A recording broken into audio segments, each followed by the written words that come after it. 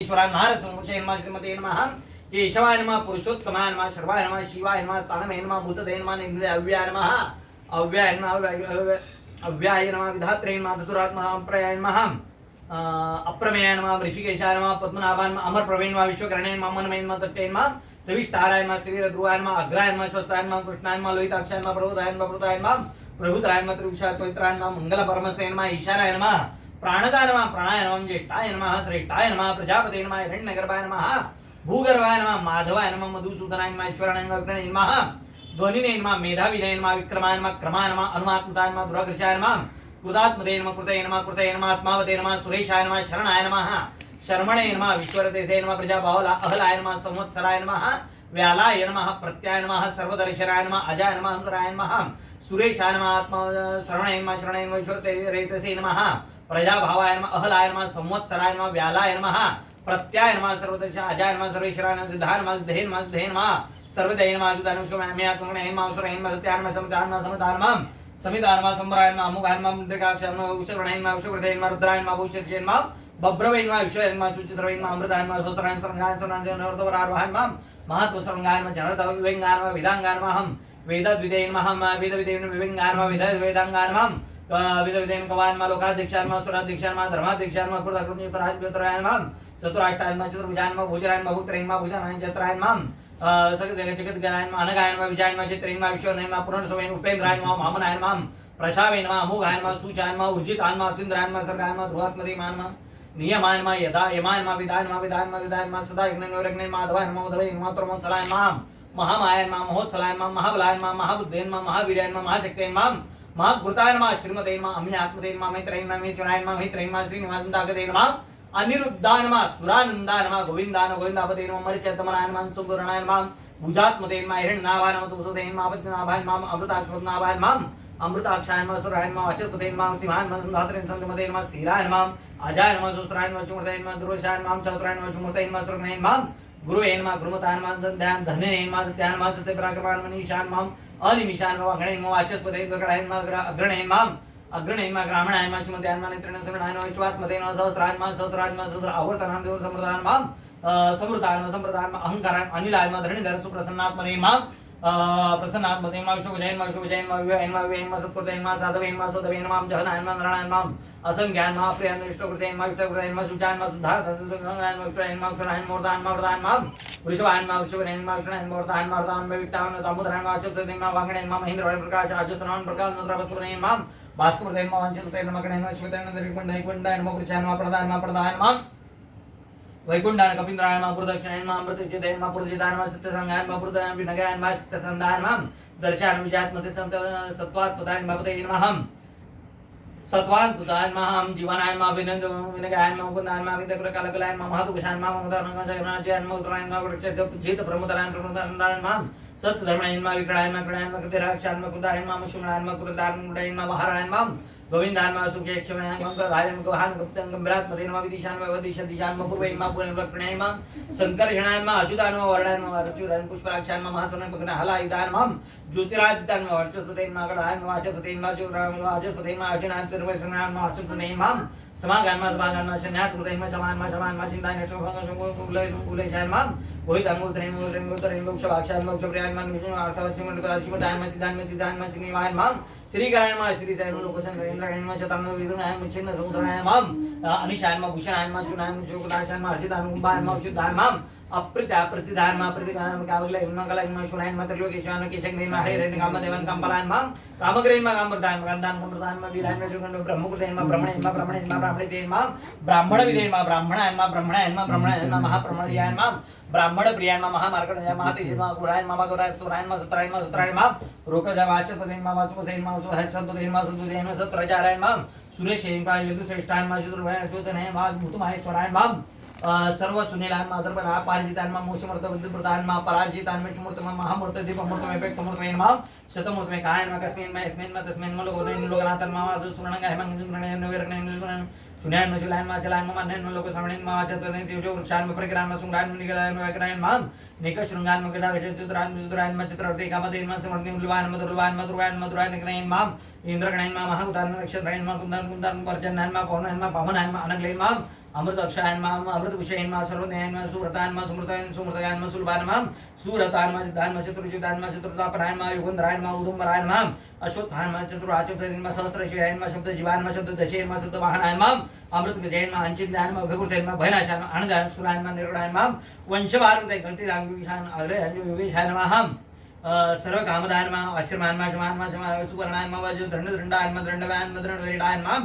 दंडान मा दमेत्रेन मा दमान मा परजितान मा वाचतुतेन मा सरकायन नेंद्रनेन मा यमान मा विदायन मा तकान मा तबाय करवान माम अभिप्रियान मा प्रतिवर्तान मा चित्र मा चतुतेन मा गणन मा शिवतेन मा वकुंडान मा रवायन माम विरोचन मा सुत्रैन मा विलोचनान मा उत भजन मा रविलोचनान मा अनंतान मा उत भजन मा भक्तरेन सुखदान मा देकजान मा कृजान मा वाचतुतेन मा लग्नष्ठान मा सकलसन बलान मा लव्यान मा सुतदान मा स्वस्ति कृतेन मा स्वस्ति रेन मा स्वस्ति कुजयन मा स्वस्ति दक्ष आरुद्रान कुंडलची कणाय रोजे दाय शब्द जामना शब्द गीताय माम शब्द शान मा शौर्यान पुराण पेशन दक्षान मा वाचतुतेन मा दक्षान माम वाचतुतेन मा वीर पुण्यान मा पुण्य रक्षणान मा सुंदर मा जीवनान परंत स्थान मा अनंतपायन मा अनंत शिशेन मा ज्ञात्मतेन मा भजत कुंभरात्मतेन मा विदिशान मा विदिशदिशान बुर्रक्रमलायन प्रणदायन मा भ्रम प्रकरायन मा धारण्याता तत्रेन माम पुष्पाशान मा प्रजाग्रंथोरायन प्रणदान मा प्रणायन मा प्रनिलान मा प्राणप्रदेन मा प्राणजीवनायन मा तत्वदेन मा तत्वायन मा तत्वदेन मा एकात्मतेन जन्मप्रते बुद्धवत प्रसन्नतरणायन मा सुमित्रेन मा परिमात्मतेन ज्ञानपतेन ज्ञान विघ्न महानज्ञप्रतेन मा ज्ञान महानज्ञप्रतेन मा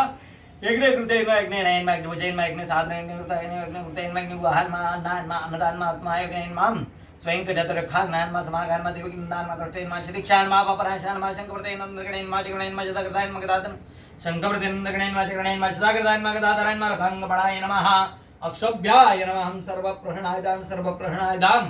सर्वप्रहणायदाम इति श्री अष्टोत्तर तुलसी सहस्त्र दलपत्राणिं संपूज्य ठेवून जाय तुलसी विष्णु रूपेण कृष्ण रूपेण आदरे भवन्तु परमेश्वर तुलसी दलपत्राणिं ठेवून द्या वरती दलपत्राणिं संपूज्य तुलसी दलपत्रार्थे प्रसादानं सांग प्रसाद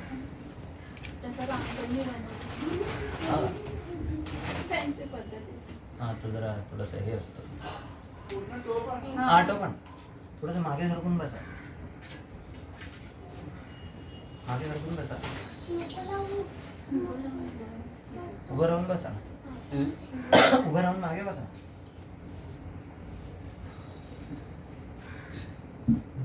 आता आरामात ठेव इथे मध्ये ठेवून द्यायचं पूर्व ठेवल्यात ना बघू बरोबर बरोबर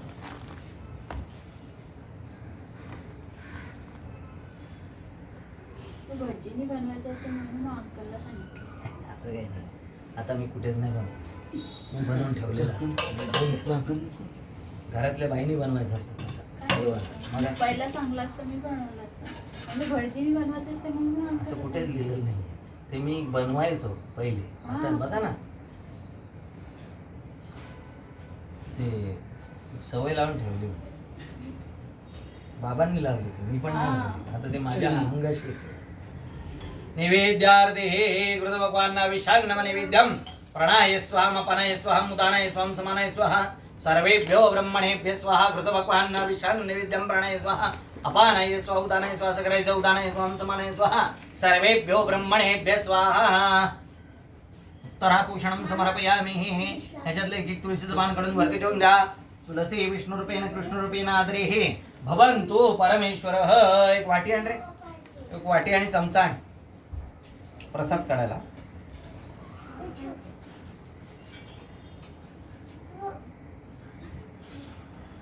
ते बटरफ्लाय आहे मला वाटलं परी आहे मला पण वाटतं परी परी परी दिसते ना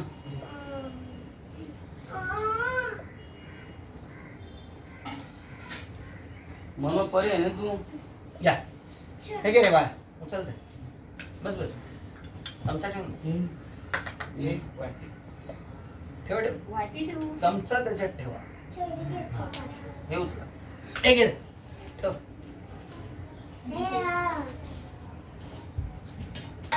पोथीवरती हळद कुंकू बघू पुस्तक रूपी भगवती पूजनमहं कर्म करिष्ये ऋतुकालोद्भव पुष्पाणिं संपूज्य तुलसी दलवत्राणिं समर्पयामि मल्यादिन सुगन्धमृतः गन्धद्वरार्तिगन्धाक्षत पुष्पाणि अक्षतवा अक्षतम पुष्पाणि संपूज्य पोतीवर काहीतरी दक्षिणा ठेवून द्या. हिरण्य द्रव्य दक्षिणां समर्पयामि. प्रार्थना पूर्वक नमस्कारान नमस्कारोमि. बाबा काय माझं कॉफी हे चालू नाही हे? चालू चालू आहे. आहे. काय ठेव काय ते. चला बघू. असं. आपण पोथीला सुरुवात करूया काय. श्री गणेशाय नमः. वक्रतुंड महाकाय सूर्यकोटि समप्रभ निर्विघ्नं कुरु मे देवो सर्वकार्येषु सर्वदा. सर्वमंगलमांगल्ये शिवे सर्वार्थसाधिके शरण्ये त्र्यंबके गौरी नारायणी नमोस्तुते.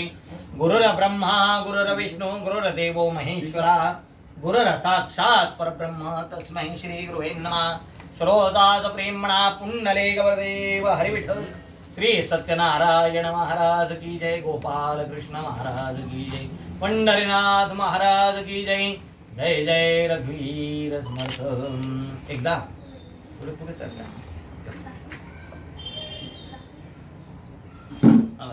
एकदा नैमिष नावाच्या अरण्यामध्ये पुष्कळ शौनकादिक ऋषींनी पुराणे कथन करणाऱ्या सुतांना एक प्रश्न विचारलेला आहे की हे मुनिश्रेष्ठ इच्छित फळ कोणत्या व्रताने किंवा कोणत्या तपश्चर्येने प्राप्त होते ते आमची ऐकण्याची इच्छा आहे. तरी ती कृपा करून आपण आम्हाला सांगा. तेव्हा ऋषींचे भाषण ऐकल्यानंतर सूत सांगू लागलेले भगवान विष्णूंना. त्यावेळेस नारदाने हाच प्रश्न विचारला. तेव्हा नारदांना जे काही विष्णूने सांगितलं तेच आता आपण ते शांत चित्ताने ऐकून घ्यायचे. एकदा योगी नारद मुनी परोपकार करण्याच्या इच्छेने निळ्या लोके संचार केले असतात या मृत्यूलोकामध्ये आलेले. आणि मृत्यूलोकामध्ये आल्यानंतर तुम्ही आम्ही माणसं आपण केलेल्या पापकर्माप्रमाणे अनेक योनीमध्ये जन्म घेऊन विविध प्रकारचे दुःख भोगीत आहोत. दुःख म्हणजे काय. कोणाला अन्न नाही, कोणाला वस्त्र नाही, कोणाला निवारण नाही, कोणाला संतती नाही, तर कोणाला संपत्ती नाही. अशा नाना रोगाने प्रत्येक माणूस जर्जर झाले. तेव्हा लोकांचे दुःख कशी नाश पावतील आणि हे लोक सुखी कसे होतील याचा मनात विचार करून नारद मुनी वैकुंठामध्ये जाते झालेले. आणि वैकुंठामध्ये गेल्यानंतर ज्यांच्या 4 हातामध्ये शंख चक्र गदा आणि पद्म धारण केलेले, पायापर्यंत रुळणारी वनमाला ज्यांनी गळ्यात घातलेली, अशा स्वच्छ वर्णाच्या भगवंताला पाहून त्यांची स्तुती करण्यास आरंभ करता येईल. ते म्हणतात ज्यांची वाचा, ज्यांची वाणी, ज्यांचं मन हे न कळणार आहे, जो अनंत शक्तिमान आहे, जो उत्पत्ती मध्य विनाशनी रहित आहे, जगाच्या आरंभ काळी जो 3 गुणांचा स्वीकार करतो, जो भक्तांची दुःख राहायची करतो, अशा त्या महाराणाला मी नमस्कार करतो. त्यांनी केलेली स्तुती ऐकून भगवान विष्णू नारदाला विचारतात की नारदा, अरे बाळा, एवढी माझी स्तुती कशासाठी करतो, तुला काय हवंय. तेव्हा नारद मुनी सांगू लागले की मृत्यूलोकात सर्व लोक नाना प्रकारचे दुःख पाहून या लोकी सकाळ अनेक प्रकारच्या दुःखाने गांजलेले आहेत. तेव्हा तू यांच्यावर कृपा असेल तर तू यांच्या दुःखांचा अंत कसा होईल याचा काहीतरी उपाय सांगा. तेव्हा आता विष्णू सांगू लागले की नारदा, लोकांवर कृपा करण्याच्या इच्छेने तू फार चांगला प्रश्न विचारलेला. जो उपाय करून मनुष्य मोहातून मुक्त होतो तोच उपाय मी आज तुला सांगतो. आणि तो उपाय म्हणजे हे सत्यनारायणाचं पूजन. हे व्रत यथायोग्य विधीप्रमाणे करणारा मनुष्य ह्या लोकी सकाळ सुख भोगून अंती शेवटी मोक्ष पदाला जातो. आता एवढं सांगितलं नारदनी पुन्हा विचारतायत की देवा, हे व्रत आपण आम्हाला सांगितले खरे, पण या व्रताचे फळ काय, याचे विधान कसे, हे व्रत पूर्वी कोणी केले होते, कधी करावे, कसे करावे आणि का करावे, सर्व सविस्तर करून सांगा. तेव्हा आता विष्णू सांगू लागले की हे व्रत दुःख शोक इत्यादी दैन्य नष्ट करणारे आहे, धनधान्याची समृद्धी करणारे आहे, सौभाग्य तथा संतती देणारे आणि सर्वत्र विजय प्राप्त करून देणारे. कोणत्याही दिवशी मनुष्याने श्रद्धा आणि भक्तियुक्त मन धर्माप्त होऊन प्रदोष काळी म्हणजे संध्याकाळच्या समयी सत्यनारायणाचे पूजन करावे. दूध, तूप, गव्हाचा रवा, साखर, केळी सव्वा प्रमाणामध्ये घेऊन त्याचं पक्व म्हणजे प्रसाद बनवून तो त्याला अर्पण करावा. गव्हाचा रवा नसेल मिळत तर तांदळाचा रवा बनवून घ्यावा, साखर नसेल तर गुळ घ्यावा, पण सर्व पदार्थ सर्व वस्तू सव्वा प्रमाणामध्ये घेऊन त्याचं पक्व प्रसाद बनवून तो त्याला अर्पण करावा. असे हे पवित्र व्रत आपल्या घरामध्ये, एका मंदिरामध्ये किंवा एका नदीच्या किनाऱ्यावर व्रत करणारा मनुष्य ह्या लोके सकाळ सुख भोगून अंती शेवटी मोक्षपदाला जातो. ते श्री स्कंदपुराणे रेवाखंडे श्री सत्यनारायण व्रतकथायाम प्रथम अध्याय म्हणा. पुंडलिक वरदेव हरिविठ्ठल श्री सत्यनारायण महाराज की जय. गोपाळ कृष्ण महाराज की जय. पंढरीनाथ महाराज की जय. जय जय रघुवीर समर्थ. तेव्हा हे व्रत कसे करावे आपण पहिल्या अध्यायामध्ये ऐकले. तसंच नारद मुनी त्यावेळेस अजून एक प्रश्न विचारला होता की हे व्रत पूर्वी कोणी केले होते. रम्य अशा एक काशी नगरामध्ये एक अत्यंत गरीब ब्राह्मण राहत होता. तहान आणि भुकेने व्याकुळ होऊन तो ब्राह्मण नेहमी या गावात त्या गावाला भटकत असे. तेव्हा ब्राह्मणांवर प्रेम असणारे भगवान सत्यनारायण त्या ब्राह्मणाला दुःखी पाहून स्वतः एका म्हाताऱ्या ब्राह्मणाचे रूप घेतले आणि त्यांच्या समोर जाऊन उभे राहिले आणि विचारले की ब्राह्मणा, तू नेहमी अत्यंत दुःख्या पृथ्वीवर का भटकतोस, मला सांग. तेव्हा तो ब्राह्मण त्याला सांगलो, मी अतिशय गरीब ब्राह्मण आहे, भिक्षा मागण्यासाठी म्हणजे या गावून त्या गावाला भटकत असतो, तरी यावर आपल्याला उपाय ठाऊक असेल तर तो कृपा करून मला सांगा. तेव्हा आता समोर म्हणजे ब्राह्मण ते स्वतः सत्यनारायण प्रभू होते. ते म्हणतात की सत्यनारायण नावाचा विष्णू हा मनमांची फल देणार, त्यांचे पूजनादे उत्तम मृत्यू कर असे म्हणून व्रताचे सर्व विधान त्या ब्राह्मणाला नीट समजावून सांगितलं आणि तिथल्या तिथेच अंतर्ध्यान झाले. आता ब्राह्मणाला चिंता पडली, हा काय चमत्कारिक वृद्ध ब्राह्मण आपल्या समोर आले, एका व्रताविषयी माहिती सांगितली. गुप्त अरे काहीतरी दैवी चमत्कार असला पाहिजे असा विचार करीत करीत तो आपल्या घरी गेलेला आहे. दुसऱ्या दिवशी सकाळी उठलेला आहे, स्नान संध्या पूजा अर्चा सगळं काय उरकलं, हातावर पाणी घेतलेलं आहे आणि एक संकल्प केलेला आहे की देवा परमेश्वरा, काल आपण दृष्टांत देऊन सांगितल्याप्रमाणे मी आज आपलं पूजन करणार आहे, पण करता करविता तुझ्या आहेत, माझ्यावर काही नाही, फक्त रिकामी वेळ आहे असे म्हणून परमेश्वरावर भरोसा ठेवलेला आहे आणि भिक्षा मागण्यासाठी निघून जातो. परमेश्वराच्या कृपेने त्या दिवशी त्याला रोजच्या पेक्षा दुप्पट धन प्राप्त झालं. कुणी एक मुठी धान्य असेल त्याने 2 मुठी दिले, कुणी आणापर्यंत असेल तरी 2 आणि रोजच्या पेक्षा काहीतरी जास्त मिळालं. हे त्याच्याच कृपेने असे म्हणून येताना सर्व सामग्री आणली, आपल्या बंधू बांधवांसह निमंत्रण करून विधीपूर्वक सत्यनारायणाची व्रत केले. या व्रताच्या प्रभावाने तो ब्राह्मण सर्व दुःखातून मुक्त झाला आणि सर्व संपत्तीने मुक्त होऊन ह्या लोकी सकळ सुख होऊन आणि शेवटी मोक्षपदाला जातले. देही श्री स्कंदपुराण रेवा गंडे श्री सत्यनारायण व्रतकथायाम द्वितीयोध्याय म्हणा पुंडलिक वरदेव हरी विठ्ठल श्री सत्यनारायण महाराज की जय, गोपाल कृष्ण भगवान की जय, पंढरीनाथ भगवान की जय. जय रघुवीर समर्थ. हॅलो बोला, कोण कोण?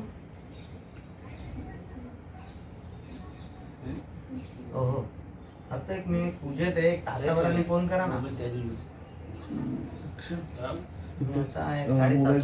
चार्जिंग लावतो का तिथे विक्षी गोली कपसी. Okay okay. तेव्हा पूर्वी उल्कामुख नावाचा एक राजा होता, जितेंद्र, सत्यवादी, उत्तम भाषण करणारा.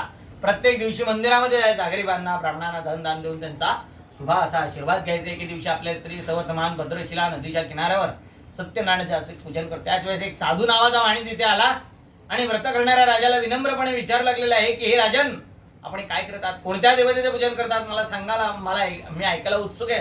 तर राजा त्याला सांगू लागलेला आहे की अरे साधू आणि अनुपम आहे, तेच ज्यांच्या अशा विष्णूंचं पूजन आणि हे व्रत आप्ताधिकांचंही उत्तराधिकांची प्राप्ती होण्याकरिता केले जात असते. हे जेव्हा त्याला सांगितलं तर फार आनंद झाला. तो म्हणतो की हे राजन, आपण हे व्रत मला सविस्तर सांगा, आपण जसं सांगाल तसं मी करेन, कारण मला ही संतती नाही, मुलबाळ नाही आणि या व्रतापासून जर खचित प्राप्त होईल तर मी त्याचे निश्चयाने पूजन करेन असे म्हणून राजाकडून सरतावधी समजावून घेतलेला आहे. पुढे व्यापारासाठी न जाता तसाच माघारी आपल्या घरी आले आणि हे संत दाई देणारे सर्व त्याने आपल्या पत्नीला सांगितलं आणि नवस केला की जेव्हा मला संतती प्राप्त होईल तेव्हा आम्ही सत्यनारायणाचं पूजन करीन असे म्हणून आणलेला प्रसाद आपल्या पत्नीच्या हातावर ठेवले. साधवाण्याच्या पत्नीचं नाव आहे लीलावती. तिने तो प्रसाद खाल्लेला आहे. बरं त्या आशीर्वाद झालं सत्यनारायणाच्या कृपेने. पुढे ती गर्भवती राहते. पुढे 9 महिने निघून गेले. 10व्या महिन्याच्या पहिल्याच 15 मध्ये सुंदर अशी एक कन्या झालेली. शुक्ल पक्षाच्या चंद्रमाप्रमाणे ती कन्या वाढू लागली म्हणून साधवाने तिचं नाव कलावती असे ठेवले. तेव्हा आता लीलावतीला आठवण झाली म्हणून ती आपल्या पतिराजांना आपल्या मधुर शब्दांमध्ये सांगते की आपण पूर्वी ठरवलेले व्रत का बरे करीत नाही. त्या साधवाने आपल्या पत्नी सांगतो की प्रिय कन्या काय परधन असते, एक ना एक दिवशी दुसऱ्याच्या घरी जाणार, तेव्हा आत्ताच पूजन केले पाहिजे असे काही नाही. आपण हिच्या विवाह समय सत्यनारायणाचे पूजन करून टाकूया असे म्हणून आपल्या पत्नीचे समाधान केले आणि व्यापारासाठी निघून जात आले. काही वर्षांनी काही काळाने पुन्हा आला. पाहतो तर आपली कन्या उपवर झालेली, विवाह योग्य झाली. त्वरेने विचार करून एक दूत नगरात पाठवतो. दूत कांचन नामक नगरात गेला. तिकडून एका वणिकपुत्राला घेऊन आला. त्या सुंदर वणिकपुत्राला पाहून साधवाने आपल्या नातीचे जातीचे आप्त इष्ट गणगोत्र सर्वांना बोलवलं. सर्वांच्या समक्ष आपल्या मुलीचे विधिवक्ता कन्यादानही केले. लग्न सोहळा थाटामाटात पार पडला. परंतु हे सत्यनारायणाचं पूजन करायला मात्र साधवाने विसरलेले. केवळ जावयाचं नशीब, इकडे सासरे जावई दोघेही व्यापारासाठी निघून जाते. तो सत्यनारायण प्रभू विचार करतील की हा साधवानी माझ्या पूर्व संकल्पापासून भ्रष्ट झालेला आहे, केलेल्या अनवसापासून हा विस्मरण झालेला आहे आणि हा मला वेळोवेळी फसवतो, याला काहीतरी प्रायश्चित्त दाखवलंच पाहिजे असे म्हणून श्राप दिलेला आहे की वैशास मोठे कठीण दारुणाचे दुःख प्राप्त हो. श्राप दिला त्याच दिवशी रात्री काय झाले की हे सासरे जावई ज्या सिंधू नदीच्या तीरावर रत्नसार नगरामध्ये व्यापार करत होते त्याच नगरीचा राजा चंद्रकेतू याच्या राजदरबारामध्ये चोरी झाली. चोरी अशा प्रकारे आली की चोरी करून जेव्हा चोर पळाले तेव्हा राजदूत शिपायांची झोप उडाली की आपल्या राजवाड्यात चोरी झाली. तेव्हा चोरांच्या मागे राजदूत आणि शिपाई धावू लागले. ते चोर तिथपर्यंत पोहोचले जिथे साधू आणि त्याचा जावई झोपलेला होता.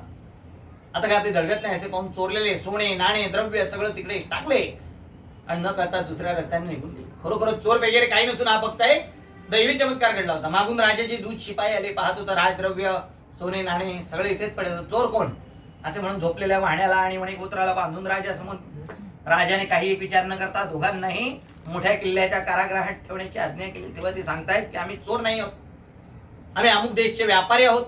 परंतु परमेश्वराच्या अवकृपेमध्ये त्यांचे ते भाषण कोणी ऐकत नव्हते. एवढेच काय, त्यांच्या घरी देखील एवढी परिस्थिती झालेली होती की एवढा जो धनाढ्य व्यापारी जो पैसा अडका घेऊन दुसऱ्या नगरामध्ये नगराच्या व्यापारात जातो त्याच्या घरी काय कमी येणार.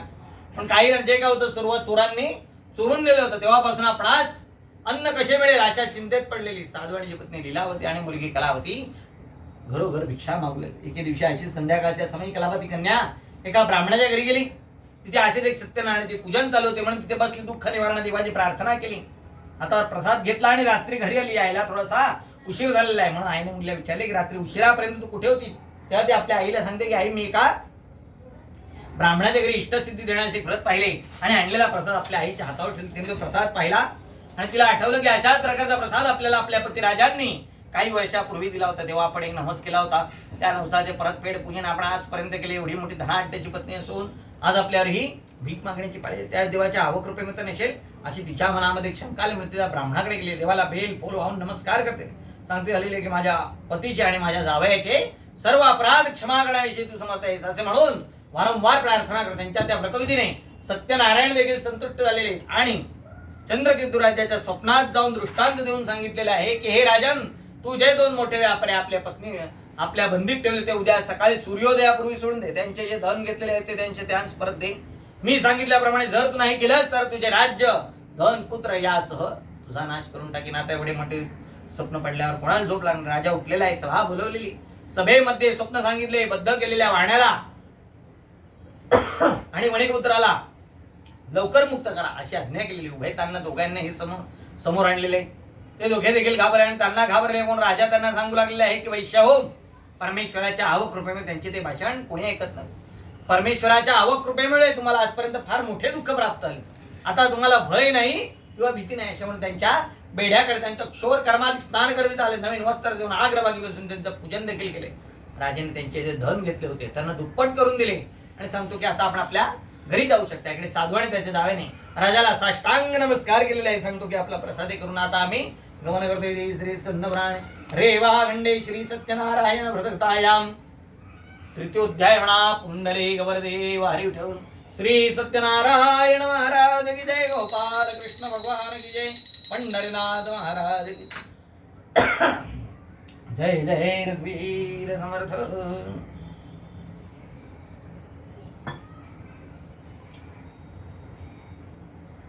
तेव्हा पुढे चांगला मुहूर्त पाहून साधवाने आपल्या घरी जाण्यास निघाला. थोड्याशा अंतरावर गेल्यावर सत्यनारायण प्रभूंनी विचार केलेला आहे. केला बंदिवासातून आपण मुक्त केलं. धन द्रव्य सगळं काही दिलं. आता तरी आपली आठवण येते की नाही पाहून असे म्हणून एका संन्याशाचे गोसाव्याचे रूप घेतले आणि त्यांच्या समोर जाऊन उभे राहिले आणि विचार केले की अरे साधवाड्या, तुझ्या नौकेत कोणता माल भरलेला आहे. तेव्हा राजाने दिलेल्या धनामुळे उन्मत्त झालेल्या वाणीत त्यांच्या अवहेलना मस्करी करून की काय संन्याशी, तुम्हाला काय करायचे माझ्या नौकेत. काय मी पाना फुलांचा व्यापार करतो. माझ्या नौकेत सगळे पानं आणि फुलं भरलेली. त्यांचे ते कठोर भाषण ऐकून संन्यासी म्हणताय सत्यम भवत देवचा, हा तू जे बोलतो तेच सत्य हो असं म्हणून श्राप दिलेला आहे. लागल्यास थोड्याशा दूर किनारे जाऊन बसले. साधवांच्या कामासाठी ते थांबला होता. स्नान संध्या पूजा अर्चा सर्व काही उरकलं. पुन्हा जेव्हा तो नौकेकडे येऊन पाहतो तो धनाने जी भरलेली पाण्यात बुडालेली होती पाना फुलाच्या भारानं वर तरंगती पाहून तसाच बेशुद्ध होऊन जमिनीवर पडला. थोड्या वेळाने जेव्हा शुद्धीवर आला तेव्हा त्याचा जावाई त्याला सांगू लागले, मामा आपण व्यर्थ शोक करू नका, आपणास ते तिने श्राप दिलेला आहे.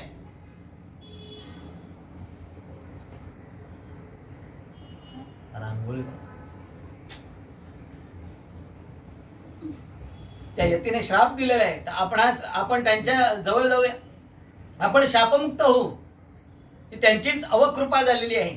जावयांचं भाषण ऐकून तो यतींच्या समोर गेलेला आहे. हात जोडून नमस्कार करताना सांगतात की मी आपल्या समोर जे असत्य खोटे बोललो त्याची मला क्षमा करा असे म्हणून वारंवार प्रार्थना करो. त्यांच्या त्या व्रतविधीने सत्यनारायण प्रभू संतुष्ट झालेले. इच्छित वर दिला आणि तिथेच अंतर्ध्यान झाले. पुन्हा जेव्हा तो नौकेकडे येऊन पाहतो धनाने पुरत भरली आपली नौका पाहून सत्यनारायण प्रभूंचे आभार मानलेले आपल्या नगरात जाण्यास पुन्हा निघाले. जेव्हा लांबून त्याला आपलं नगर दिसायला लागलं तेव्हा तो आपल्या जावयाला म्हणतो की माझी रत्नपुरी दिसते पहा, असे म्हणून द्रव्यरक्षक दूत त्यांनी घरी पाठवलेलं आहे. ज्या वेळेस तो दूत घरी गेला त्याच वेळेस साधुवाणीची पत्नी लीलावती आणि मुलगी कलावती घरामध्ये असंच एक सत्यनारायणाचं पूजन करतात. आईने मुलीला सांगले, मुली तुझे पिता आलेले, पतिराज आलेले, त्यांच्या स्वागतासाठी मी पुढे जाते, तू हे पूजन करून लवकर ये. जशी आईने सांगितले तशीच मुलीने केले. देवाला बेल फूल भंडारा सर्व काय उधळले. धावत धावत आपल्या पती दर्शनासाठी जाते. जाताना मात्र प्रसाद खायला विसरलेले. म्हणून सत्यनारायण प्रभू क्रोधात राखले की एवढीशी चिमुरडी कन्या आपल्या पतीला भेटण्यासाठी माझ्या प्रसादाचा अपमान करते, कदापि शक्य नाही. म्हणून धनाने भरलेली नौका अज्ञा नौकेवर उभा असणारा तिचा पती यासह ती नौका उदकांत पडवून टाकलेले. एवढ्या आश्चर्याची गोष्ट एकाच नौकेमध्ये आलेली सासरे पण नौकाही दिसत नाही, जावं दिसत. मागून कलावती आली, तिचा पती तिला दिसेना, ती बेशुद्ध होऊन जमिनीवर पडली. थोड्या वेळाने जेव्हा शुद्धीवर आली तेव्हा पती मरण मिळालं. त्यांच्या पादुका घेऊन त्यांच्या त्यासह सती जाण्याचा निश्चय केला. तोच कन्येचे हेवर्तन पाहून साधुवाणी आपले मनोरथ पण म्हणतो की हे देवा सत्यनारायणा, आजपर्यंत सर्व दुःख तूच दाखवली, सर्व दुःखात दूरही तूच केलेस. तेव्हा हे शेवटचं दुःख जर तू दूर करशील तर मी तुझे निश्चयाने पूजन केले. असे म्हणून असे म्हणून लोटांगण घालतात त्यांच्या त्या व्रतविधीने सत्यनारायण संतुष्ट झालेले. आणि तर यावरून आकाशवाणीने सांगतेले की प्रसाद आवेरून तुझी कन्या आपल्या पतीस पाण्यास जरी घरी जाऊन प्रसाद भक्षण करून येईल तर आपल्या भारतीय प्रत पावेल झालेल्या आकाशवाणी मुलीने ऐकली. तात्काळ घरी गेली, प्रसाद भक्षण करून येऊन पाहते स्वजनांसह तिचा पती तिच्या दृष्टीस पडले. ते आपल्या वडिलांना सांगते की आता घरी चला, विलंब कशाला करताय. तेव्हा मुलीच्या तोंडचे दोन शब्द ऐकून साधवांना मोठा आनंद झालाय. पुढे आपली मुलगी जावे घेऊन घरी गेलेला आहे. पुढे प्रत्येक पौर्णिमा म्हणा, संक्रांत म्हणा, अमावास्या म्हणा, संक्रांत या पर्व काळी सत्यनारायणाचे पूजन करून ह्या लोके सकाळ सुख बघून आणि शेवटी मोक्ष बदला जाता आलेला आहे. ते श्री स्कंद पुराण रेवाखंडे श्री सत्यनारायण व्रत कथायाम चतुर्थोध्याय म्हणा. पुंडले गौरदेव हरी विठ्ठल श्री सत्यनारायण महाराज की जय. गोपाल कृष्ण महाराज की जय. जय रघुवीर समर्थ. तेव्हा पूर्वी अंगध्वज नावाचा एक राजा होता. प्रजेचे पालन करण्याविषयी ते तत्पर होता. त्यासही सत्यदेवाच्या प्रसादाचा त्याग केल्यामुळे किती दुःख प्राप्त आले. त्या एकदा अरण्यातून शिकार करून तो राजा एका झाडाखाली बसलेला. त्याच्यात बाजूला असलेल्या एका वडाच्या झाडाखाली काही गोपाळ लोक, गोवारी लोक मोठ्या भक्तिभावा आनंदाने सत्यनारायणाचे पूजन करते हे त्या राजाने पाहिलेले. परंतु त्याने विचार केलेला आहे की हे जे चाललंय हे मुलांचं पूजन. मी या नगरीचा राजा आहे, मला तिथे जाणं शोभत नाही. परंतु गोपाळांनी मात्र विचार केलेला आहे की जरी या नगरीचा राजा असला, देव काय सर्वांचं एकच आहे. असं म्हणून पूजन केलेल्या प्रसादाचा नैवेद्य दाखवला.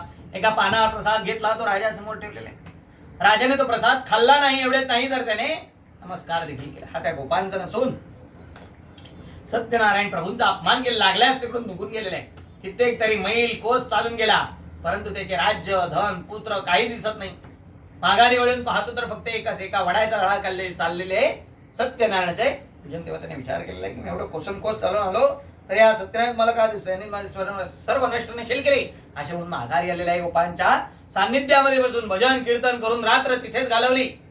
दुसऱ्या दिवशी आपल्या स्वगृही जाऊन या लोकी सकाळ सुख बघून आणि शेवटी मोक्ष पदाला जाते. तेव्हा जो हे परम दुर्लभ सत्यनारायणाचे व्रत करतो, फलप्रद अशी पुण्यदायक कथा भक्तीने श्रवण करतो, त्याला सत्यदेवाच्या प्रसादाने धनधान्य लाभते. बद्ध असेल तो बंधनातून मुक्त होतो, भयग्रस्त भयापासून सुटते. खरोखरचा विषय नाही तो इष्ट पडला पण शेवटी विष्णुलोकी जातो. कलियुगात सत्यपूजा ही फलप्रद आहे.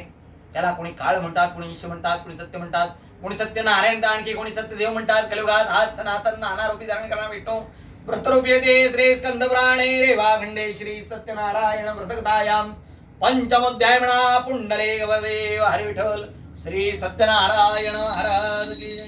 गोपाल कृष्ण महाराज की जय. पंढरीनाथ महाराज की जय.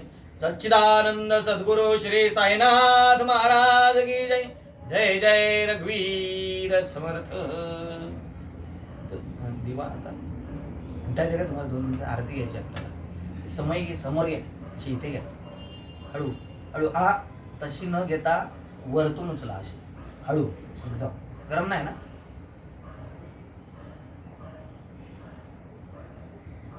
बस तिथे रांगोळीवर बस बस. आता कशालाच लागणार नाही. तर आरती घ्यायची आता आपल्याला. बोलवा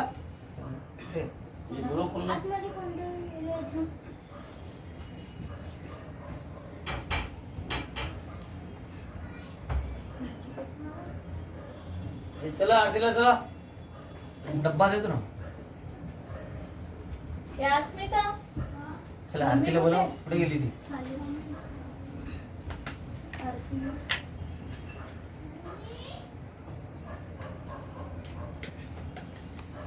ये बोलता आदमी लोग नहीं बनाना मांगता, महाराज लोग प्रसाद बनाना मांगता है, इसलिए मैं अंकल को बोला प्रसाद बनाने को बोलते हैं। ऐसा थोड़ी रहता है, घर में जो अपना पूजा है तो आप खुद बनाने का प्रसाद। ये क्या है, इनको मैंने आदत लगाया, पहले से हमारे पिताजी ने ना आदत लगाया कि मैं बनाता प्रसाद। वो आदत अभी मेरे दिवसाला जर 5 पूजा असतील 5 ठिकाणी कुठे प्रसाद बनवतो। अंकल ब्राह्मण आहेत ना हा. हा, त्यांना पण माहिती आहे। ये लोग बनाएंगे ना सर, ये बोलो लोग ना। कड़क बना के थोड़ा एकदम गाढ़ा करते हैं, लाल करते हैं और हाँ। ते बंद बोलो, कर बोलो, ना बोलो. थोडं. बंद कर ते काय? का? किती वेळ चालू ठेवले